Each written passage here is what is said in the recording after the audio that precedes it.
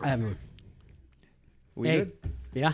All right. Awesome. So having How a you doing? podcast after a long time, for me at least, Ah, Yeah. So welcome to my I'm- podcast. Yeah, your world, as I would say. This is a universe in itself. So, but yeah, I'm glad. So I'm hoping that we're gonna have like a meaningful discussion. I might ask you a lot of questions. I'll try to get into quite a lot of their depth. Try to Well, I'm glad. I'm shake up happy. your seat a little bit, but I'm pretty sure that you're gonna enjoy that very much. So We do have meaningful discussions, just not on camera. just not on camera, which is why I So- feel that it's good that we're having one now on Yeah. camera. I swear. So I'm yeah. glad too. It's interesting how this discussion kind of like appeared out of nowhere while we were having an off-camera discussion today, and Yeah. That was intense. that was intense. That we had to stop it. कि Yeah. यार नहीं बाकी जो हम करते हैं ना camera पे करते हैं. It was nice though.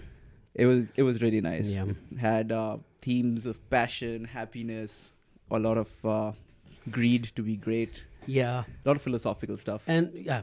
And I think some of the words mean different to me than in our context and then maybe for others also. So yeah. No. So maybe clarifying some of the ideas. Which is very important, I feel. That's So yeah, so great.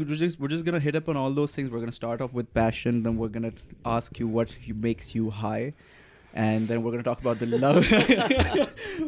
No substances, people. Yes, kids, do not do drugs. Yeah. No, we're not talking about high from things, from actual. How do you continue a sustained high with life? Yeah. Yeah. Then we're Absolutely. gonna move on to your love in to find out whether there's a love or hate relationship with work, and finally, we'll address the words that you've been hearing, and we'll see what comes up. Great. Right? All right. Done. Right. So as we start, I Yeah. want to start off with one question. Yeah. You've taught me chemistry. Yes. Yes. A while ago. Yes. You've taught me chemistry about a decade ago. I swear. Right? Oh my God. I it's know. been You're long. yeah. You're was as old as I was when I got married. Yeah. I know. Well, No rush. No rush, Yousuf. I can- Absent. there's a lot of jokes that come on, but off camera you can say a lot of things. On I camera know. you can't say much. Yeah. But yeah, so so the first time I saw you yeah. was as a chemistry teacher. Yep. I sat in your class. It was a and- South Shore. It was at South Shore. Yeah. And I sat in your class and I was like, dude, this guy is teaching with so much verve. He gives an actual, about his students. And that's when I coined the notion for myself as a student, this guy's probably so passionate about chemistry, it shows. So we're Yeah, gonna I start think- off with that. Yeah. By the way, just to reminisce about that time, Yeah. that was a great couple of years at South Shore. Like that was, I don't think that kind of coziness I've ever felt in a school after that. Same. Yes, maybe the first years of Nixon and Cedar, Yeah. but that was nice, small but cozy, good kids, a small bunch of kids, small class, but it was fun. Yeah, sorry, 20 minutes. Getting back. Even the first campus. Yes, the old I'm actually campus. referring to the first campus. You know? Yeah, the first campus had a very good vibe to it. Yeah. Yeah, I really liked it. Yeah. So, Mr. Bilal Hamid, Yes, sir. are you passionate about chemistry?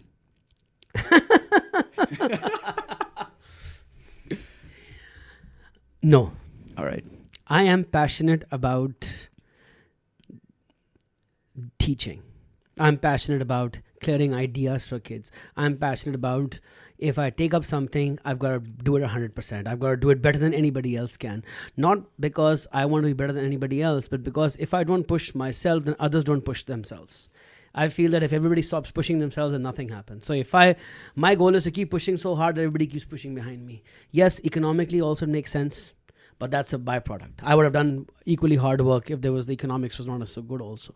It's just that I don't understand how people can do something for hours and hours on a day's end and not either find joy in its delivery, even if the stuff is boring for them, because they have got to make meaning out of that. Yeah. So even if it's meaningless, what I'm doing, Yeah. I have to psych myself. I have to let my brain think of a way that this is meaningful. It's easier if it's education. It is so easy because what my goal I think about is, these kids that I've been teaching for about 18 years, mostly who come from middle class backgrounds, they're needing a good grade so that they can go to the universities they want to go to, apply abroad, get scholarships. And then, so my job becomes getting them the grade. Right. My job isn't in my head to let them discover science, because you Right. know what, that's something that should be dealt with in earlier years. Mm-hmm. By the time the kid chooses A-level science, 99 out of 100 and even more kids want to do it because or they want to get into a certain career. Right. For that career they want a grade. Yeah. So my job, and I really take that passionately, is whatever can I do Yeah. to get them that grade without bending rules or without doing the wrong thing. Fair So enough. I don't need to love chemistry to do that. Uh-huh. The reason why I did chemistry was because when I started teaching, I was teaching physics, chemistry, math, and math. And what I slowly discovered was that from a self-preservation point of view, that you want to feel good at what you do. So you do things that you are better than others at. Because if you are better than most people at what you do, then the world will value you. I slowly discovered that the lot of chemistry teachers at my time weren't too many or too good. And secondly, it was my favorite subject at A levels. And it's not because the subject matter was good. Honest to God, anybody who's a scientist would mostly always realize that the other sciences are slightly more interesting Yeah. than chemistry, Everybody physics, or bio. Definitely. Yes, yes. I just happened to have one awesome A-level chem teacher. But I didn't have good teachers in other subjects. So I focused my energy, even though I got the A's in all of them, it's just that I focused my energy at A levels to really try to understand chemistry because the teacher was so good and I would pick up things like this. So when I came back, teaching was by accident. And I realized that the stuff that I've already learned easier was A levels, chemistry, sorry. So I was like, okay, let's do that. Right. Even though naturally with my college degree, it was easier, it was more natural for me to teach math. Right. But there were so many math teachers out there. But there was hardly any chem teacher. So it was a purely strategic decision. Yes. To go for chemistry. Which subject to go for? Yes. Which subject to go for? Yeah. Strategic in terms of the market. And also the least amount of legwork I have to do. Like I could, deliver much faster in chemistry because I knew everything. But let me ask you this. When you stepped into our class 10 years ago. That was about 5 years or 4 or 5 years of teaching A levels. Yeah. So I just giving you context. So before that, I've been teaching A-level chemistry for about 4 or 5 years. Fair enough. So when you stepped into our class to teach us chemistry, at that point, you're saying that in your mind, you just saw kids whom you wanted to do. You wanted those kids to do better instead of having them get concepts or get amazed by chemistry. More than that, you wanted them to do good for themselves later on. Yes. That's what you saw us as. But at the same time, I knew that for the A-level syllabus, you can't rote learn it. So for them to do good at A-levels, I'd have to get their brains to start thinking. So when kids would think and make logical deductions, that's what I liked also. So that could be any science or math. Yeah. I taught math for a while too at South Shore. When I was teaching chemistry, I was also teaching math. Or I think a year or two before you joined, I was teaching math. So logical conclusions and deductions and math and all. Because I do remember once or twice I came to you for a few things. I was like, it was exam season and I was like, yeah, sir, ye kya permutation combination. And I said, I tell you stats, by the way, S1. Yeah, I think stats. I love S1. Oh my God. I think if I could get as much pleasure out of subject, it probably is stats. Good I love Lord. it. It just makes, why? It makes sense of the world. Probability makes sense of the world. Distribution, think about it. The world is chance. The world you got to predict future. So the most useful parts of math and science were either statistics or logic, which by the way, A-level math, because Cambridge math doesn't teach discrete mathematics. Right. But if you take some other boards A-levels, they also have a branch of mathematics called discrete mathematics, which is really the logic behind computer science. So I like those branches more than anything else in science. Right. So before we prove to the world what you're good at, which is a lot of statistics and chemistry as well, I really want to pick up on that thought. Sure. You mentioned that you have to do things that you're good at, right, for the world to value you. Yeah. What if someone is good at something, but they just don't want to do that? What if they want to do something else? What do you have to say for that? Well, then you do what I did. For a big part of your day, you do what the world values you. And then make enough money. The reason why I'm saying money is because once you have money, you can give your family financial stability. You have freedom to do whatever else you want to do in the rest of your hours of the day. So tech was my drug, technology. While I was teaching chemistry, I always stayed in touch with technology. So I'd literally waste hours and hours just reading, discussing, buying new tech and tinkering with it, even though it has nothing to do with my core math teaching. So the idea was that if you don't love something, first of all, there are two different things. Yeah. You see, when you talk about what you want, how, if you reconstruct the question Yeah. and you say that, you know what I'm good at, I don't like to do, but what I'm good at, I don't like to do, but I love to do something else, but the world is not valuing that. All right. So firstly, how does one decide what one should do? Now, Before we go there, can you define what you mean by the world valuing you? well, if look, in very very basic terms, if somebody is willing to pay you to do a task, it means they value your time and your effort there. Fair enough. So that's a very simplified version of life. I know that, but it is also the only way we can figure out if something somebody does is valuable or not. All right. So if somebody is willing to pay you to teach, like for example, schools were willing to pay me to teach them. Kids were willing to pay me to teach them, which meant that I was valued as a teacher. So I did that.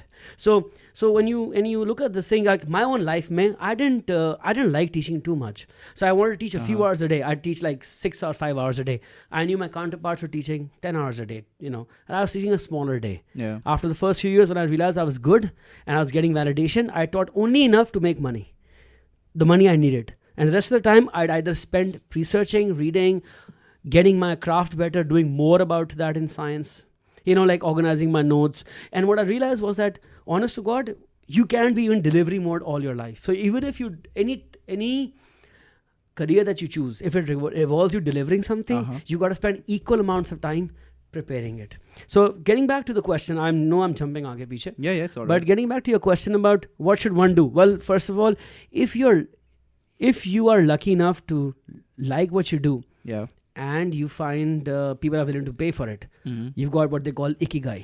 You love what you do and people are willing to pay for it, and the world needs it. Yeah. Great. But if you are like something that the world doesn't want, but what you're good at and what people are willing to pay for, you don't really enjoy. So what you do is you find the minimum amount of hours you need to do that thing that you do not like, but the Yeah. world values. Right. That could be 4 hours a day, 5 hours a day. Now, how you do that is also important, because then you got to train your brain to understand that, let's say that I was born in a family which didn't do much. Yeah. And I'm the guy who cleans bathrooms in a school. Okay. Because I'm giving you a relative example of somebody who I know and I see on a daily basis at Cedar do this. This guy stands in front of the washrooms, Yeah. and every few minutes he goes and cleans one. If somebody's using it, he'll go right after and clean one. Yeah. He doesn't talk to anybody. He doesn't show off. He really doesn't speak to literally anybody. But anybody who's seen him for the last 5 years knows his modus operandi. He waits outside. Somebody uses the washroom. Obviously, every time you use the washroom in Pakistan, people are not very clean. Yeah. I mean, Yeah. oh Lord. Yes. So this guy doesn't start talking to anybody. Make sure he goes and cleans it right there and then, spick and span again, and then uses the fan to dry it while it's waiting for somebody else. Now I see this guy do this day in and day out. He's cleaning people's shit, really, and he has found a way to find purpose in that. And so what I realized was that sometimes not what you do, but also that you got to be able to, if you want to enjoy what you do, because whatever you like to do, by the way, it gets boring. The Yeah. first few years in teaching chemistry was great. It's like the Teaching honeymoon anything, period. anything, honey. Exactly. Everything will get boring. So what you got to do is enjoy the process. Really enjoy the process. Like, take pleasure in taking this, to do things that nobody gets to see. Like sitting hours and hours on perfecting something. So you are enjoying that perfectionism or the planning of that project, even if you don't like it. So coming full circle. So when it came to teaching, becoming perfect as a teacher is what made you stay up late at night, or is that what made you wake up early in the morning for 8 a.m. classes? God. I think it was ego. I wanted to be the best at it. I wanted to be better than anybody else. All How right. do I, no matter what I'm doing, I wanted to do it better than anybody else. All right, perfect. As we round up this section, before we take a break, we're just going to then eventually link this, and we're going to further dive into you becoming the best, that ego. That's what we're going to go into next. But before that, we're going to take a short break, and we shall be back.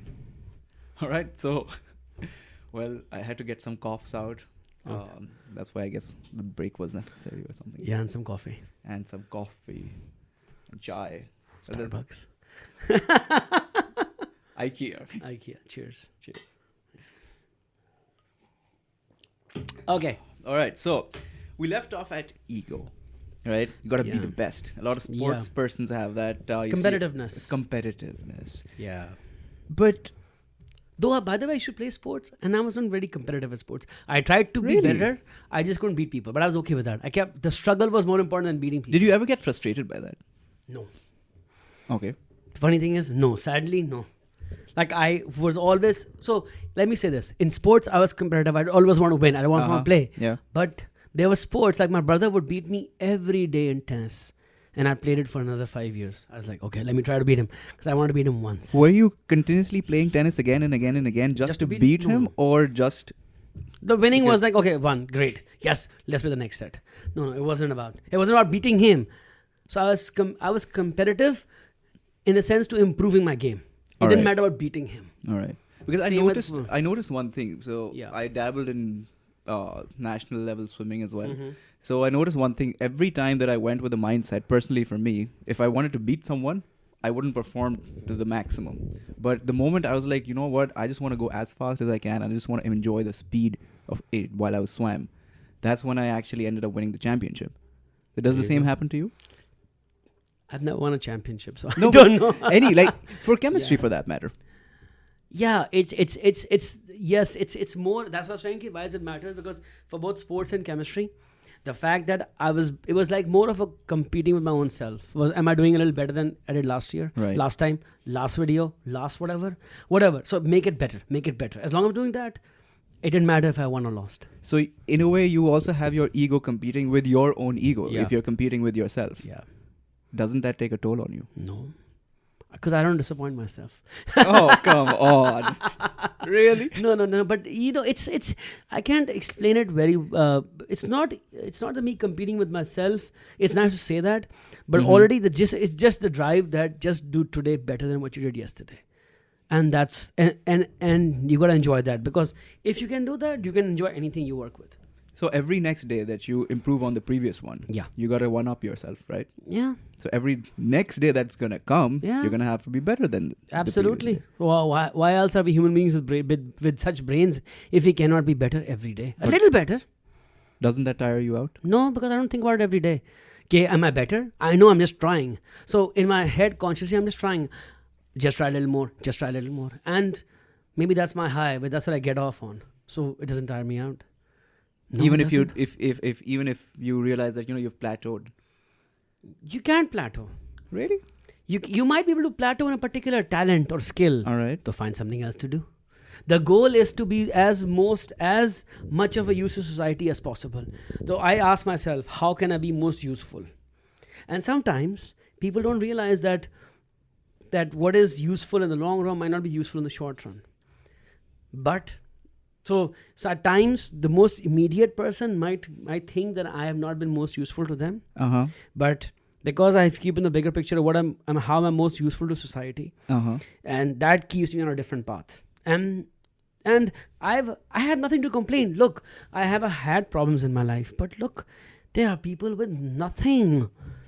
So like Nothing in what sense? nothing in the sense that people who are not born in the right household don't have enough money to even feed themselves, Yeah. can't do the jobs they love, can't even take baths at times, have no access to basic necessities. So वो भी तो हैं इस मुल्क में. They're all over the place.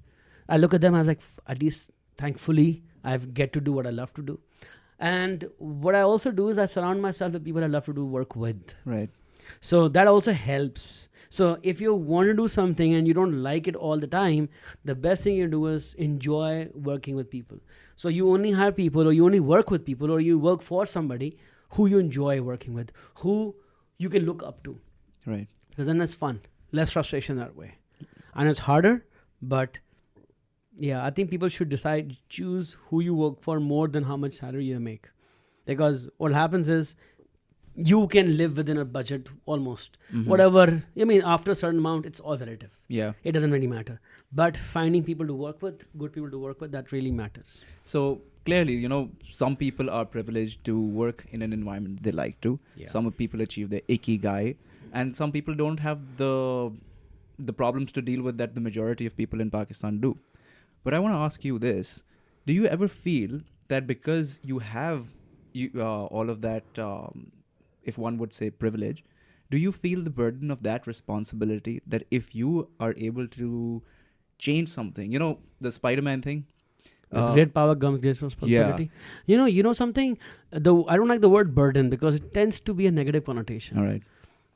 Like I said, I'll flip the switch because मुझे ये लगता है कि if people who are blessed, उनका फर्ज है कि those who are not blessed to be of some use to them. And that's what drives me. It is not a burden. It doesn't tire me down. It's what keeps me strong and going because you don't want things to be easy. Like it's like the muscle. You train a muscle again you have to train a muscle continuously to keep it healthy and fit. You don't train a muscle, it dies down, it becomes weak. Same with the human soul. It has to be fed to try to do more things. You can't just be happy and have no struggles. People who are uber rich realize if they have no struggles, what are they doing then? That's why they get into a lot of these drug-related problems or finding purpose problems. I think the richer you get, the bigger the purpose is society around you. How can you make it better? What is your part in making it better? So that's something that drives me. Absolutely. That's something it doesn't burden me. All right. It's something that drives you, yes. Yeah. I'm sure that, when you think of changing society as a whole, it's a huge task. Look, I know, but change lana to bahut mushkil kaam hai. I'm just saying that improve it a little bit. Have I left a little dent, made it a little better? Somebody else will make it a little better. Make it a little better. So it's like slowly changing and improving. So we could say that that's one of the things that drives you as well. Yeah. Keeps you up in the morning. Yeah, and also obviously that some people claim that, okay, if you want to help the world, why don't you do that? Okay. And I'm saying there are things that might make the world a better place more than others. For example, feeding the poor is immediate gratification. But not everybody can feed the poor because you have to have cash. One way is make enough money and then feed the poor. The other is if you have a craft that can benefit the world, give that world more of that craft. Like for an example, Nusrat Fateh Ali Khan. I was mentioning to him a book about you just got splurged a lot at Liberty Books. Yes, I love Fateh Ali Khan, Nusrat Fateh Ali Khan. And his gift was his voice. And I'm so glad he recorded so much of it. He's probably one of the most recorded artists in the history. I'm sure it is. And he gave the world his gift. It wasn't about money for him. The money was only there for him to run his family and give them food and all that stuff. But he left the world with so much music. So I'm not sad that he left, but he kept making music. I'm going to take us to a slight tangent because I really want to pick your brain on one thing. Sure. We mentioned Nusrat Fateh Ali Khan. We were like, कि उनके पास आवाज का gift था. So he spread it, right? It's mesmerizing. So, intoxicating, right? So do you believe, personally, that if someone's blessed with any skill or art or art-related talent, do you think that it is imperative या उन पे भी फर्ज है कि वो उस चीज को फैलाए? Your personal opinion. My personal opinion? Your personal opinion. I think उन पे फर्ज है as many lives they can make better with their talent. Yes. All right. Fair enough. Otherwise, what else is the point of that talent? Would you classify your teaching as an art? Or teaching generally as an art? Yeah, I have broken it down so methodologically into smaller bits and pieces because I'm a programmer, a scientist, or a science enthusiast that I don't... It would, for me, cheapen it to call it an art.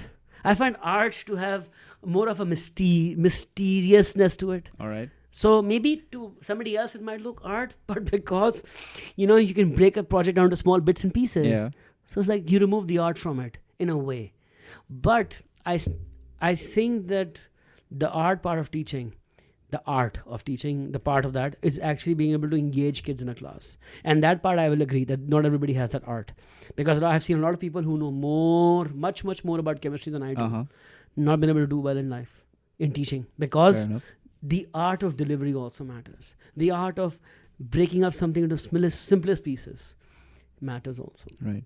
So you could say that, yeah. So in all these 10 plus years of passion of pursuing your passion. Yeah, you make it 10 plus. No, it's 15 plus. It's 15 plus? Yeah. I'm sorry. Yeah. I know you from a decade, so I have that time frame in my mind, right? Yes. It's okay. So 15 plus years. Yeah. Not once have you ever had a phase or a moment where you've been like, you know what? I don't like this. Yeah, many times we all do. You cannot not have that. I mean, you'd have that for people you love. You'll have that for the things you love to do. I've had that for teaching. And it's never about not being able to teach. It's always about, because you're teaching students, sometimes somebody says something, some student hurts you, some student doesn't appreciate the hard work you put in. They only see what they get out of. So I've had that. Yes, there are some students which are So selfish. how do you manage that love-hate relationship? Because you find other students who can appreciate you, so that's it. If you, like they say, if you put enough love in your heart, there'll be no space for hate. Let's do that. Just do that. If you only have hate, then you can't find. So if somebody disappoints you, you put more. You think about people who didn't disappoint you. So dilute. It's like dilution, chemistry. Dilute kar dete hain usko by putting in. So if more people didn't like me than liked me, then obviously I would feel shittier more. But I've had people who have appreciated me, and I've over my years. So it's fun to go back and read what they've written also. Fair enough. Yeah, people should share more on how they feel. It makes the other person feel really good, especially when the time that they're not happy. So I've had a few students who've shared their experiences with me, and they don't know this, but I read some. I have saved their messages. I've saved their letters. Wow. There's one in that box sitting right there on the right. All right. And then there is a note and some. I mean, yeah. So I just Do you take out these letters whenever you're having a difficult time? Yeah, Really? absolutely. So Why not? shout out to the kids who make your day, man. Who Yeah. are your lifeboats, because so many That's- kids come to you, man. Absolutely. But Yeah, thank you. Yeah. wow. They are there, and when they do good in life, and I've stayed in touch with many of them over the years. So 10 years down the road, 5 years down the road, they'll keep in touch. They'll message. They'll tell me where they are, what they're doing. And it feels awesome. So they're as important to you as you might be to them.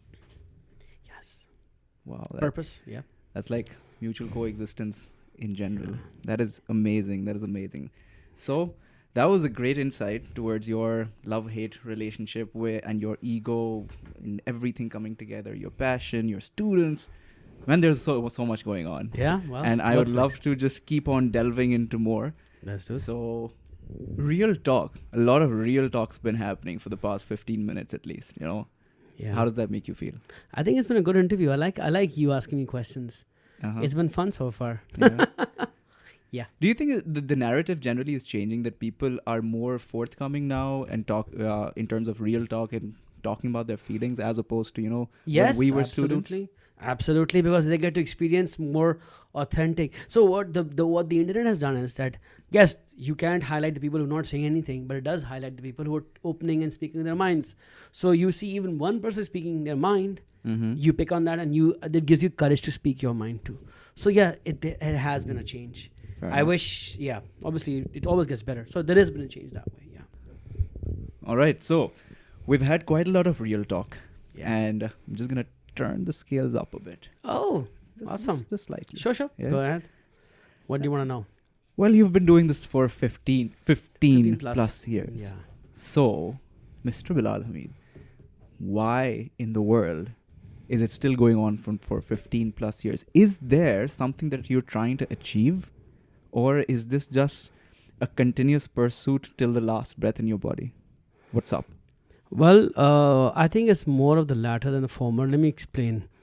The first few years of my teaching, I just wanted to be the best at it so that I could get my family out of financial troubles and take care of Yeah. the household. And Uh-huh. once you do that, stress levels decrease in the household. Yeah. So that was the first goal. Get that stability. Here, then I got the chance to master another skill. Uh-huh. While I was teaching chemistry, and I had not mastered, by the way, chemistry then. All I was right. still learning. I'd love spending time in the evenings making my notes and worksheets and all, but I was Uh-huh. still learning how to deliver it more efficiently, Mhm. do more with your less time. All right. I got a chance with Nixer College when Nadeem and Nasser asked me to set up that school. And I got a chance to be something else also. Right. Before teaching, I was a programmer. I used to do a lot of websites and other things Yeah. on the side also, and some design work also. But then I became a teacher. But with setting up Nixer, it gave me an eye into how would you set up a project, or how would you solve problems, being a problem solver, being an entrepreneur. Mm-hmm. I had some work with that. I mean, it was fun developing projects, developing the program also for Nixer. Yeah. And then once it was done, it started, and I was teaching that also. Then it became a little less exciting. Yeah. So I was like, I've solved this problem. Let them run it. So they were running it, and I was teaching. And there's a time at Nixon I was only teaching 2 or 3 hours a day at Nixon, Uh-huh. and about 3 hours tuitions. A Right. total of 6 hours a day only Yeah. teaching. But then I got my time to to work out. But I Yeah. also got time to really develop time and give it to my teaching and my the planning work to my chemistry and all that stuff. Mhm. But then another opportunity came to set up another school Yeah. at Cedar. Yeah. And so it gave me the practice to hone my craft about setting up schools. Right. So I think what happens is that it's not that I want to do more of the same. I'd Mhm. rather do more of more different things. More different things. So because I want to be, so if I become an expert in chemistry now, Yeah. I can't stay an expert in chemistry. It's boring. So I go to the next thing. So while this is going on, reduce the number of hours you teach chemistry Yeah. to a certain amount that you can make a living But wouldn't off. that bug you? You won't if you're no longer the expert in chemistry. No, I will be the expert. I just want to be the most popular teacher, might be. Right. I mean, I'm saying I'll reduce the hours I teach chemistry, Huh. do something else. I mean, Einstein is still considered the expert of the theory of relativity, and he's Yeah. been dead for 50 plus years. Fair enough. So, you don't have, the expertness doesn't go away. So Mhm. I do that, and at the same time hone my skills in something else, problem solving. I've realized now I could not articulate pehle, but Uh-huh. right now I have realized that I am an entrepreneur. I have an entrepreneurial spirit. That's how I tackled the being a chemistry teacher problem. That's how I tackled the helping Nixon and Cedar set up. Yeah. That is what I want to do next. Uh-huh. So I'm doing that. So what keeps me going is that, okay, if I've taken so is there anything else I'd like to be an expert in? Yeah. If it's chemistry or expertation of, it's just, it gives you kind of a high. Okay, look, I'm good at something. People something respect new. something new that I enjoy and Yeah. people value. Both Right. things. If you're good at something that people enjoy and you enjoy and people value, that's like a, आपको like दुआएं मिलती हैं, आपको recognition मिलती है, सब कुछ होता है. Yeah. So the second thing is trying to be an educator for all, not just for chemistry. So setting up schools, for example. Then the third area I want to hit is an international arena, which is the online Right. education. There are not too many people doing that. And I know I have a very strong belief I can be really good in that. Uh-huh. So that's the third realm. So now, obviously, when these challenges are met and I've fulfilled them and I have become an expert in these areas, I look for something else. Fair enough. And Yeah. I've seen you turn from a tuition or school teacher to an entrepreneur from one school to another, and now you're doing podcasts, so you're getting into communications as well. So for me, I haven't seen you settle in one thing and stay with it. You continuously moved on and excelled. That's my stable state. That is your stable state. So My stable state is not sticking to one thing. Is that sustainable? Why though? not? It's not killing my back. It's not giving me a headache or a heartache. Hmm. Some people like a steady, regular life. Yeah. Some people like a challenge. They feel they've overcome that challenge. Now the next challenge. They like, and that's the reason why I think became a programmer by natural instinct. Because programmers are those who take a problem, solve it. Next problem, solve it. Next problem, solve it. Entrepreneurs are similar. They take a problem, solve it. So I'd rather be an entrepreneur that makes a solution. Yeah. Let's say run in the market, find another problem, solve that, instead of just keeping one problem solution and then making it a big empire out of it. And multiple, that's my stable state. And it's not, I think people, for the outside world, the entrepreneurial struggles might be a burden. Uh-huh. I think it's where I find peace, because that's where I excel the most. Could one say that you find peace in chaos? You could. I mean, that's very poor. I mean, if I said that, it just sounds very sexy and poetic. Absolutely. But to be honest, really, this is something I heard, I think it was Charles Schwartzman say in a recent interview with Gary Vee, All right. where the normal world sees chaos, Yeah. that's where the entrepreneurs thrive. There is no chaos. When people see risk, an entrepreneur doesn't see risk. He sees connections and Uh-huh. he sees, that's where he excels, because he's seeing a solution that nobody else sees. And that's true entrepreneurship, to see that solution that nobody else sees. So where does it all?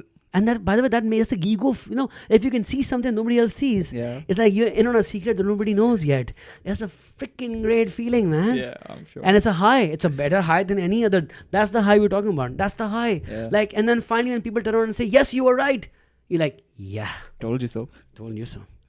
And I'm telling you, 5 years more, Another 5 years, you won't be having this whole teacher mafia, tuition mafia of A-levels. It's all going online, baby, for free or almost for nothing. Yeah. That's what people are going to do. And that's people my have prediction. already started standing up to that, man. Yeah. Yeah. But like as a problem solver, Yeah. as a programmer, you face a problem, you solve it. Yeah. Face a problem, you solve it. And that's what you've done. But I can't solve all problems. So what I do is I'm a hammer looking for my nails.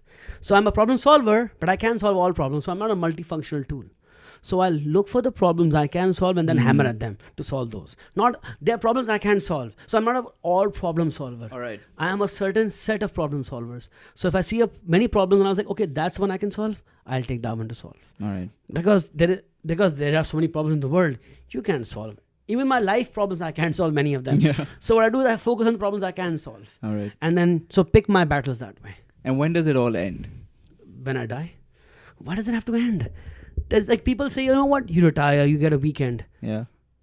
I would say have the same day for the rest of your life. Work a few hours, enjoy time with your family for a few hours, read for a couple of hours, have some friends to laugh over. That should be every day. All right. Why should they? And then, yes, go for vacations to other countries to explore what they're like. Uh-huh. Otherwise, there's no need for weekends and there's no need for there's no need for retirement. Like if I get old and I can't move around, then I'll do things which don't require me to move around. But like people don't realize they can write books in their old age.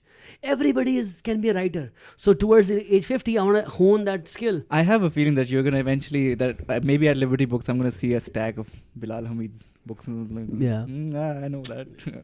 I'm hoping. Yeah. If we get to live long enough. Yeah. What if you don't find any more nails to hammer in? Then what? What happens next? Then I will keep enjoying hammering the current nails I've hammered and the process. Hammer I told you them also, even more see, the thing with that is people don't realize if I have nothing else to do, Yeah. I will still enjoy the process. What is that process? Currently, what I'm doing, teaching A-level chemistry. Right. Make it better. If I'm bored of chemistry, I'll start teaching something else online. Now, I don't even have to have school's permission to teach something. Hey, tomorrow I can teach math online. Fair enough. Fair enough. So there's always something to hammer. And with the websites and so with online presence, maybe they're not hammers to have nails to hammer, but you just keep banging your hammer at something. So I don't. And then, by the way, if I could not work anymore in my life, Yeah. and I've hammered all the nails, and somebody says, "Here, take the money. You'll have to never worry about money for Yeah. the rest of your life." Yeah. Then you know what I'll do? I'll learn about people. I'll read books. I want to know about the human condition and people who overcome it and made the world better. And just because that's inspiration. And I just like to read.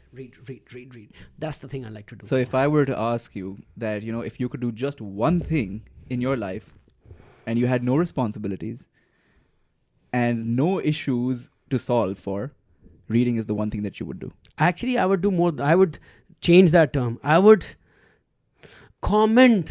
I would rather become a book critic or a that's the wrong term. Yeah, somebody who analyzes books. So for me, I get to read a book and to give the world my opinion. If somebody wants it or not, I like to be a blogger about books that I read. All right. So I get to read them also, and I Yeah. get to express my opinion also. You're so excited about doing that right now. If nothing else works, hell yeah, I got a job. But let's say that there was one last issue. Yeah. So if I say that if I am live, which would be very weird, but if I am live and I'm like, Mr. Bilal Hamid, this is one last issue that you have to solve for. What would that be? What would be the one issue that in my life? One issue generally in the world, right? That I give you the opportunity to solve for, and that is the last issue that you can ever solve for. What would that one thing be? To make the people to somehow undo this greed about growth and GDP, and to put in the greed for sustainability, not in terms of just planetary sustainability, just as a species sustainability. How can we as a species just live every day and not have to worry about growth? I know it might be counterintuitive to what my own life is, but my own life is not about growth and money. It's just growth and being a better human being. It can come at the cost of not hurting the planet. I can do that also. Yeah. So people have to figure out a way to be happy and content and fulfilled by having 0% growth. Just being. And by that And- you mean 0% GDP type growth. Yeah, like how you measure growth by economics and all that stuff. And we are destroying our planet. Why can't we, like tomorrow, we can just say, let's stop using fossil fuel. All right. For example, Yeah. I'm not giving you planetary example only, but hear me out for that. So like, if you can stop that, why don't people stop that? Because आपकी growth रुक जाएगी, हाँ. आपकी growth negative हो जाएगी. बिल्कुल. That's the only reason. There's no other reason. There's no other reason. All right. So, if say unless it's for food delivery where people are dying, you can't use fossil fuels. Uh-huh. तो क्या होगा? कुछ नहीं होगा. लोग काम पे जाएंगे फिर भी, लेकिन काम स्लो होगा, काम कम होगा. It might take me 2 hours to bicycle to the office, so I'll work for half a day. That's fine. Productivity कम होगी ना. Yeah. मैं दिन तो फिर भी पूरा इस्तेमाल हो रहा होगा ना. But people can't understand that. So, and why is that? Because everybody wants growth. So you feed in that beast. Growth. You gotta feed profits. Growth, profits. So that's so, and it's to do with not Growth, just profits, grades. Growth, profit, grades. Yeah. Could we say that? Yes. Yeah, grades is just a way of measuring. Like just money is a way of measuring success. Yeah. Grades are the philosophically the same currency for a student as salaries is for adults. Oh my God, that just puts so much into perspective. Yeah, I think it's just I was running a out of rich guy grades. when I was young. Yeah, But well, yeah, oh then my now God. grades are not always a predictor of life success. Yeah, though. that's so true. But people do that. Anyways. Yeah. Well, wow, man, this was quite an insight into into your mind about how chemistry moved on from a passion. What was actually passion within the teaching realm, and all of that. The love-hate relationship with work. The whole idea of solving issues, problem solving, means to an end, and end. Yeah. So yeah, it was. I'm glad that we had this conversation. Well, I'm here anytime you want to have this again. Yeah, And more. I'm We- hoping for more. we might just. Yeah. We might just. All right. All right. I think that's where we should end. All right. We going? Okay. Thank All you, right. sir. It was Great awesome. having you on my Yeah, yeah. podcast. It was a pleasure. Next time, maybe I'll ask you some questions. Yeah, you should. You should totally do that. Maybe let's Switch the switch the chairs. That's Yeah. a good idea. All right, guys. Because after all, it is the real Bilal Hamid show. Yeah. Thank you. Thank you so much. All right. Yeah. Thanks, man. Bye, guys.